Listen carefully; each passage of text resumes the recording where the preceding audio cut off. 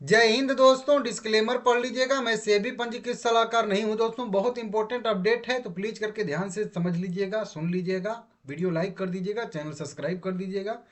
Tata capital limited, जी हाँ, 361 रुपया current price इसका ट्रेड करता हुआ दिख रहा है। शेयर में आधे % की बढ़त भी देखने के लिए मिल रही है, जबकि इसके उलट मार्केट में 70-75 पॉइंट की गिरावट देखने के लिए मिल रही है। निचले स्तर से साइडवेज होकर आज अच्छा खासा थोड़ा सा मोमेंटम दिखाया है, ऊपर जाके सस्टेन कर रहा है, बढ़िया चीज है। लेकिन कल का डेट इसके लिए इंपॉर्टेंट डेट रहने वाला है।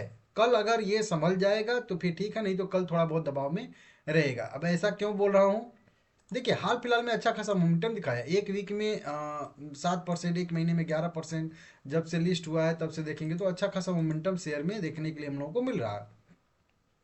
21 लाख इक्विटी शेयर ट्रेड हुए हैं, टोटल 78 करोड़ रुपए के आसपास के। और यहाँ पे अगर आप लोग देखोगे तो लगभग 63-64% के आसपास का डिलीवरी परसेंटेज भी देखने के लिए मिल रहा है।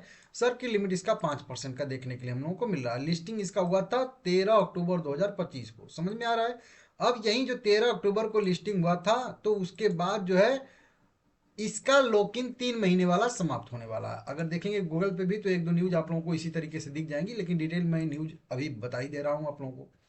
देखिए कंपनी ने जब अपना आईपीओ लाया था तो उस समय 47 crore 58 lakh equity share issue किए थे। अब जैसा कि आप लोगों को पता है कि टोटल जो भी इक्विटी शेयर इशू होते हैं उसमें कुछ फ्रेश इशू होते हैं, कुछ ओवर फोर सेल होते हैं, उससे हम लोगों को मतलब नहीं है। जो मेन साइज होता है उस साइज में कई सारी कैटेगरियां होती हैं, उनमें कई सारे लोगों को शेयर अलॉट किए जाते हैं। जैसे क्यूआईबी कैटेगरी के लिए लगभग जो है कह लीजिए 24 करोड़ के आसपास इक्विटी शेयर यहाँ पे इशू किए गए थे, जिसमें से एंकर इन्वेस्टर के लिए 14.25 करोड़ इक्विटी शेयर इशू किए गए थे। और उसमें जो है एक्स एंकर कैटेगरी के लिए जो है लगभग 9.5 करोड़ इक्विटी शेयर इशू किए गए थे। ये टोटल जो है क्यूआईबी कैटेगरी का ही होता है, कह लीजिए कि 24 करोड़ इक्विटी शेयर जो इशू किए। उसके बाद एच कैटेगरी में साढ़े सवा सात करोड़ के आसपास इशू किए गए थे, जिसमें 4 करोड़ के आसपास, 4.5 करोड़ के, 4.25 करोड़ के आसपास 10 लाख के ऊपर वाले, और 10 लाख के नीचे वालों के लिए वही 2.25 करोड़ इक्विटी शेयर इशू किए गए थे। यहाँ पे क्लियर देख दो। और उसी में पब्लिक कैटेगरी के लिए भी बात करेंगे तो पब्लिक कैटेगरी के लिए भी, रिटेल शेयर होल्डर के लिए भी 16 साढ़े 16 लाख, 16.5 करोड़ इक्विटी शेयर यहाँ पे इशू किए गए थे। अब जो ये एंकर इन्वेस्टर होते हैं ना भाई, एंकर इन्वेस्टर जो भी होते हैं उनका जो शेयर उनको अलॉट किया जाता है, जैसे कि ये 14 करोड़ इक्विटी शेयर जिनको इशू किया गया है, जो भी नाम है, नाम भी अगर आप लोग देखोगे तो यहाँ पे दिख जाता है, ठीक है ना। अब आईपीओ के लिस्टिंग के दिन तो हम लोगों की लिस्टिंग हो जाती है। हम लोग चाहें, हमें आईपीओ लगा है तो हम चाहें तो शेयर को सेल करें, चाहे कुछ भी होल्ड भी कर सकते हैं। जरूरी तो नहीं है कि नहीं हमको आईपीओ लगा है तो हमको सेल करना ही करना है। बस होता क्या है कि उस दिन से हमारे शेयर इजिबल हो जाते हैं बिकने के लिए। मर्जी हमारी है, हम जब चाहे तब करें, ठीक है ना। इसी तरीके से ये लोग वो दिन, ये उन लोगों का जो है मतलब छूट नहीं होता है। इन लोगों के लिए एक आज मतलब कह लीजिए कि दो, मतलब 1 महीने का और 3 महीने का लॉक इन होता है। इनको जो ये 14 crore 23 lakh equity share issue किए जाते हैं ना भाई, वो लोग आईपीओ के लिस्टिंग के दिन बेच नहीं सकते, क्योंकि उनके शेयर जो होते हैं वो लॉक होते हैं, समझ में आ रहा है। इस तरीके से लॉक होते हैं ताले में, ठीक है ना। अब इनका ताला 2 बार खुलता है। जो भी एक बार 1 महीने 30 दिन वाला पीरियड खुलता है, 50% लॉक इन खुलता है, मतलब इतने जितने शेयर थे 14 करोड़, उसमें से 7 करोड़ शेयर जो है, 7.1 करोड़ कह लीजिए शेयर, तो 7 नवंबर 2025 को खुल गए होंगे, तो उतना बिकने के लिए इजिबल हो चुके होंगे। अब 7 करोड़ इक्विटी शेयर इजिबल तो हो गए बिकने के लिए। अब जिनके पास थे वो चाहें तो बेचें, नहीं तो होल्ड करें। मतलब उनको एक तो फ्री हैंड तो मिल गया ना, कि अब चाहें तो बेच सकते हैं, नहीं तो होल्ड कर सकते हैं, ठीक है ना। लेकिन उसी में से और शेयर जो होते हैं वो 50% शेयर अभी भी लॉक होते हैं, वो 30 दिन के लिए, सॉरी 3 महीने के लिए, या कह लीजिए 90 दिन का लॉक इन उन पे होता है। अब ये जो 90 दिन का लॉक इन है ये समाप्त हो रहा है 6 जनवरी 2026 को, मतलब आज ये लॉक इन जो है वो समाप्त हो जाएगा। मतलब कल 7 जनवरी 2026 से ये 7 करोड़ जो शेयर बचे हुए हैं 14 करोड़ में से, वो भी अब जो है खुल जाएंगे, मतलब वो भी बिकने के लिए इजिबल हो जाएंगे। भले ही ना बिके, वो अलग मैटर है, जिनके पास है वो उसकी मर्जी है, वो बेचे ना बेचे वो अपना समझे बेटर, ठीक है ना। लेकिन इजिबल हो जाए। अब इजिबल होने से वही मतलब होता है कि एक तो होता है ना भाई कि 7 करोड़ शेयर जब इजिबल हो जाएंगे तो वो ओवर जो है मतलब ओवर सब्सक्राइब में ओवर हैंग रहता है कि शायद बिकने के लिए आएंगे।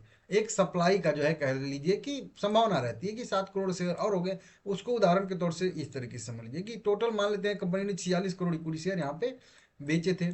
उसमें से कुछ लिस्ट हो गए हैं, मान लेते हैं कि चलिए 40 करोड़ लिस्ट हो गए हैं या 39 करोड़ लिस्ट हो गए हैं। 7 करोड़ शेयर लिस्ट नहीं हुए थे, मतलब ये लोग थे। तो अब ये भी, लेकिन जब इनका खुलेगा तो अब 46 करोड़ इक्विटी शेयर हो गए मार्केट में ना ट्रेड करने के लिए। मतलब फ्री फ्लोट मार्केट कैप जिसको हम लोग कहते हैं, उसमें 6 करोड़ इक्विटी शेयर और बढ़ जाएगा, ठीक है ना। और उसकी वैल्यू के हिसाब से देखेंगे तो लगभग 4,641 करोड़ रुपए के टोटल एंकर इन्वेस्टर को शेयर इशू किए गए थे।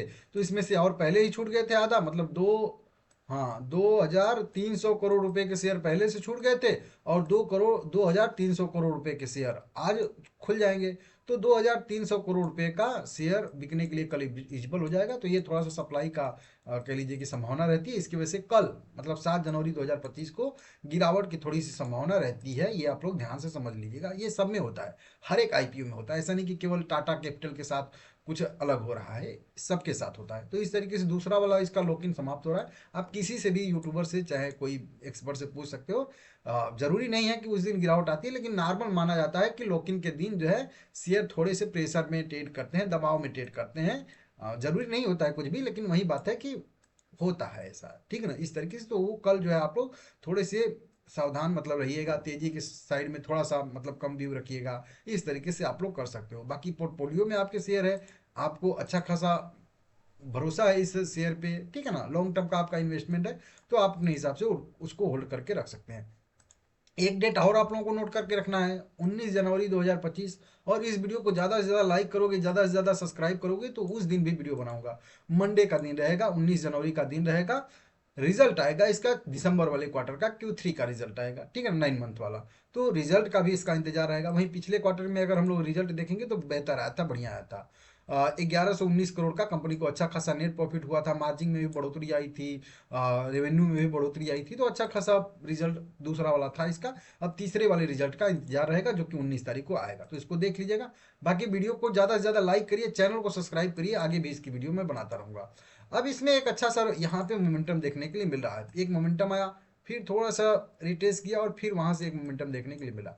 अब रेजिस्टेंस की बात करेंगे तो अगला रेजिस्टेंस बिल्कुल पास में है, 370 रुपये पे इसका पहला रेजिस्टेंस बन जाएगा। और ये रेजिस्टेंस क्लियर करके सस्टेन करेगा ऊपर, तब कहीं जाके जो है बड़ा मोमेंटम की संभावना और बनेगी दूसरे स्टेप की तेजी। नहीं तो पहला स्टेप की तेजी ये दूसरे स्टेप की तेजी के लिए, ये पहला, ये दूसरे स्टेप की तेजी आ जाएगी। तीसरे स्टेप पे फिर से अगर रिटेस्ट करके 355 पहला सपोर्ट बन जाएगा, तो अगर सस्टेन करता है तो फिर तीसरे स्टेप की तेजी के लिए जाएगा। ये मेरा व्यू रहेगा इसमें, ठीक है ना। बाकी मैं बोलूंगा कि जब तक यह जो है 370 का लेवल अच्छे से ब्रेक करके अच्छा सा सस्टेन न करे, तब तक फ्रेश नए लोग इसमें थोड़ा सा एंट्री से बचिएगा आप लोग, ठीक है ना। अगर से 355 पे वाला या 350 रुपये वाला लेवल ब्रेक होता है कल, क्योंकि कल ही लोकिंग समाप्त हो रहा है, आज लोकिंग समाप्त हो रहा है, तो कल से एलिजिबल हो जाएगी। तो अगर ये लेवल नीचे की साइड में ब्रेक होता है, तो 340 से लेकर 330 वाले जोन में, ये जो फिबोनाची का 3 लाइन है ना, जोन है, ये जोन बन जाएगा। इस जोन में फिर से आने की इसकी संभावना रहेगी, तो इसको आप लोग देख लीजिएगा। बाकी लोकिंग समाप्त होने के बाद भी अगर प्राइस ऊपर के साइड में ही सस्टेन कर जाता है, तो फिर ठीक रहेगा, कोई दिक्कत वैसे नहीं रहेगा। लेकिन अगर सस्टेन नहीं कर पाता है, तो फिर थोड़ा सा इसमें दिक्कत हो सकता है। तो देख लीजिएगा, वीडियो पसंद आया है लाइक करिएगा।